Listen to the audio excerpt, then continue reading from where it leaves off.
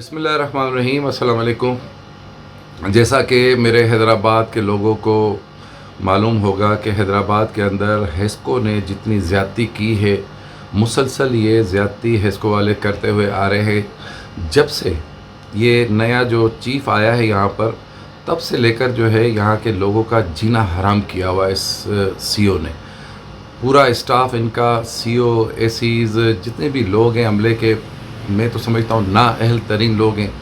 जिस तरीके से इन्होंने लोगों को सताया है हैदराबाद के अंदर, हर लिहाज से सिर्फ़ और सिर्फ ये पैदागिरी कर रहे हैं। पैसे चाहिए इनको, सिर्फ इनका दीन, इनका ईमान अब सिर्फ पैसा रह गया है। ट्रांसफार्मर जल जाए तो बग़ैर पैसों के नहीं लगाते, लिंक उतार देते हैं, पैसे चाहिए।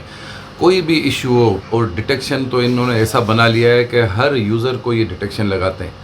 क्यों लगा रहे हैं भाई? क्या आखिर वजह क्या है? आखिर मसला क्या है? आप क्यों लोगों को परेशान कर रहे हो? जो इनको मना पैसे दे तो ठीक है, जो इनको जो है नाजायज़ कनेक्शन चलाए तो ठीक है, वो इनका अपना है। बाकी जो गवर्नमेंट को बिल की मद में पैसे देता है तो वो इनको परेशानी है, उनकी बड़ी परेशानी है।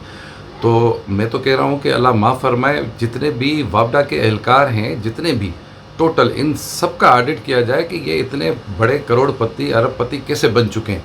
इनके असासे चेक किए जाए। सबसे बड़े रिश्वत लेने वाले एक LM जो है, वो आजकल मैं देखता हूँ कि करोड़ों के अंदर VVIP जगहों पे उनके जो है बंगले हैं, करोड़ों मालियत के, अरबों मालियत के इनके पास एसेट्स हैं। जो है कहाँ से लाएं ये लोग? ये सारा आपका और मेरा गरीब लोगों का जो है, इन्होंने खून चूस कर ये पैसा बनाया है। तो मैं इदारों से ये भी अपील करूँगा कि इनका ऑडिट किया जाए। और उसके अलावा हैदराबाद के अंदर जो ये ज़्यादती है, ये नूर अहमद सुमरो साहब की, तो इनके ख़िलाफ़ हम इंशाअल्लाह कल बरोज़ जुमा नमाज के बाद गिद्दू चौक से एक एहतजाज करना शुरू करेंगे। जो CO ऑफ़िस तक जो है वो एहतजाज मार्च करेंगे।